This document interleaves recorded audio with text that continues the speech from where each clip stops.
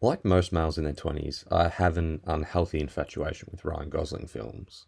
I think, though, his best performance actually came in one of his more unheralded roles in Derek Cianfrance's The Place Beyond the Pines, but his work was pretty much wasted on a movie that promised the world and delivered disappointment. Let me explain. In 2010, Cianfrance leapt into the zeitgeist with his second feature film, Blue Valentine, where he cleverly ripped up the romance movie playbook and turned it in on itself. Gosling gave an amazing performance as a guy who basically lives only to love his wife and child without any ambition or intrinsic drive to become a better person. The movie made $16 million dollars on a $1 million budget and earned Michelle Williams, the opposite lead, an Oscar nomination. 2 years later, Cianfrance and Gosling reunited for The Place Beyond the Pines, a movie told in three connected stories, where Gosling would take on the role of Luke Glenton.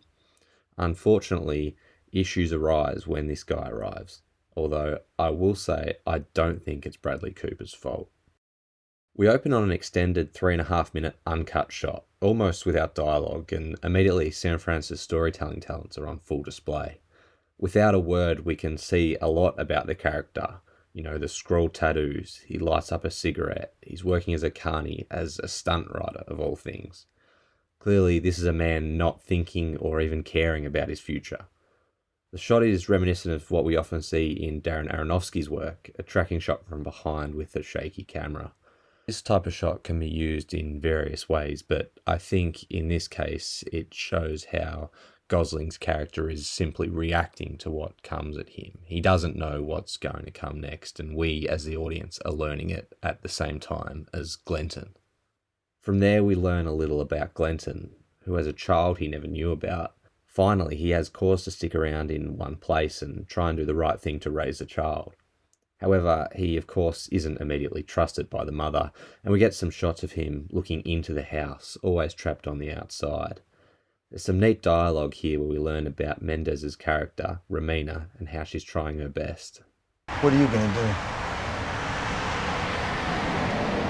I'm gonna do what I have to do. I'm going to school. I take care of Jason. I work here. I have a man. So that's what I'm doing. That's my life. Clearly, this is not a relationship built on love, it's transactional almost. And that makes Gosling's line here land all that much harder. What about Kofi? He can stay. He can get his own girl and his own kid. That's every man's right. In this scene, we see Cianfrance use an interesting technique that he uses frequently, where rather than shot reverse shot, specifically when each character speaks, he lingers on one character at a time, allowing them to react to the fullness of what is being said by the other individual before they can respond. It gives the actors a chance to showcase their character and how they come to feel. And I think this is where I find such love for Gosling's performance. Okay, how are you gonna take care of us? Don't say it like that. But how are you gonna take care of me?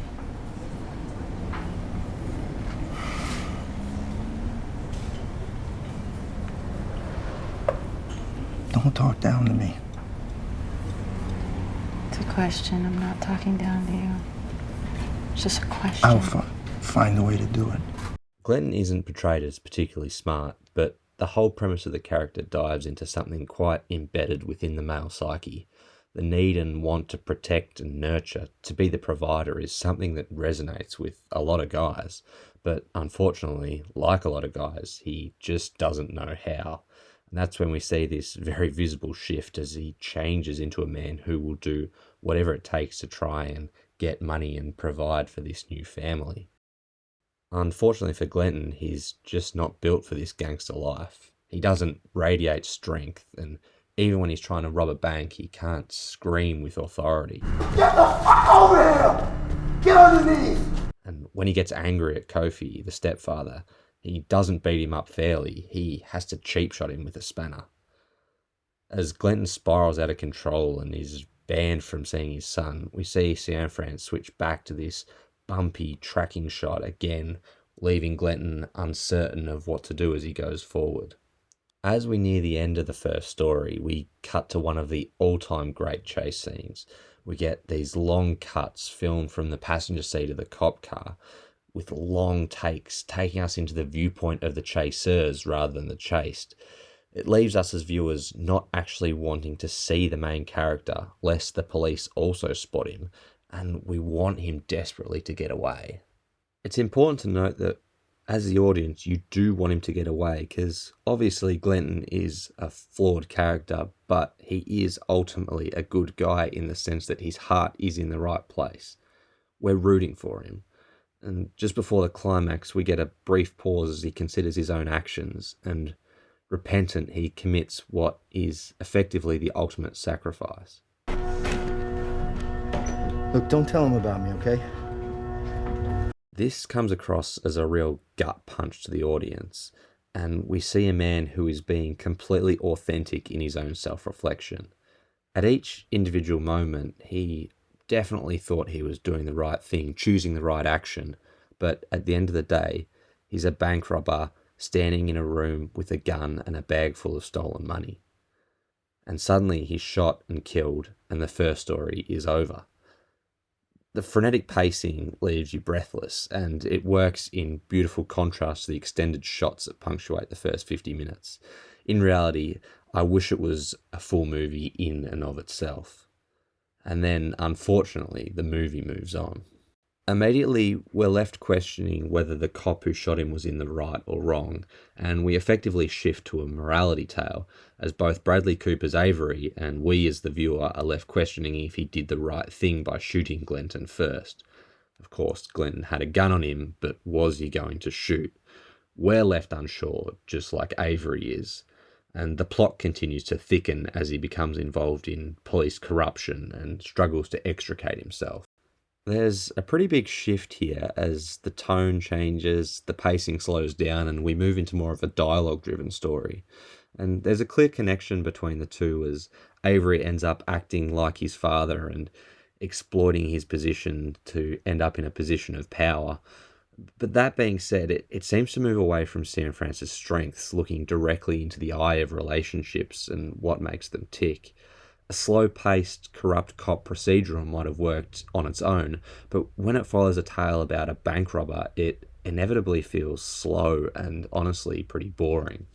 We're deliberately left to come to our own conclusion about whether Avery did the right thing shooting Glenton, but Cian-France constantly reminds us that Avery also has a son, and is clear that he only gets tangled in the corruption web by accident.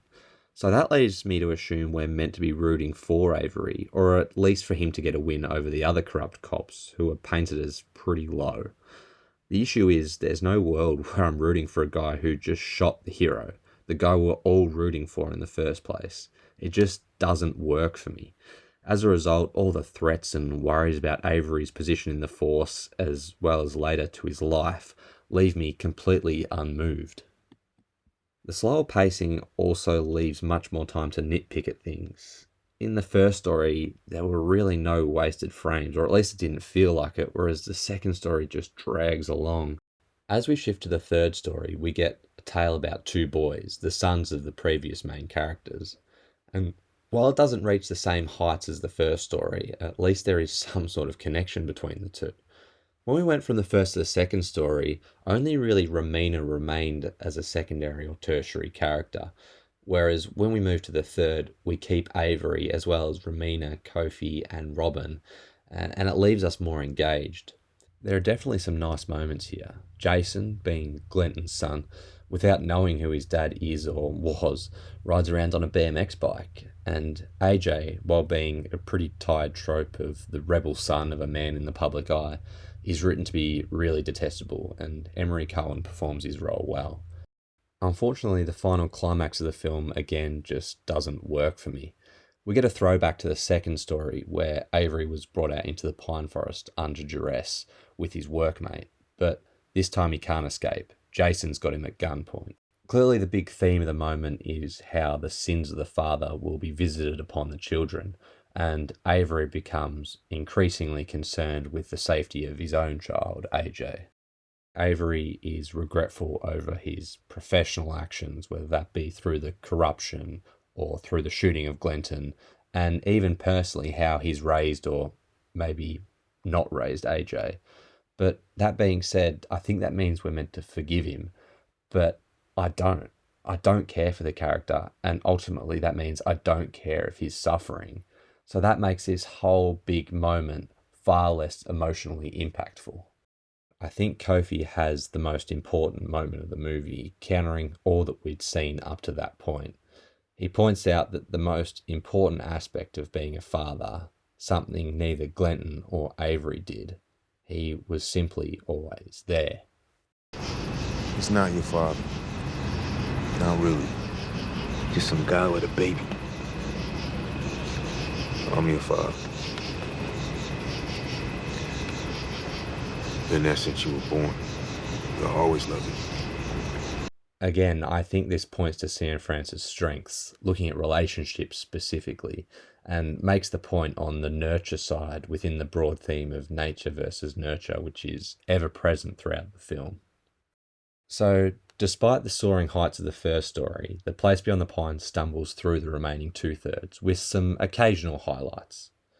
In my next video, I'll discuss a movie with similar themes and narrative structure, but it definitely did not falter.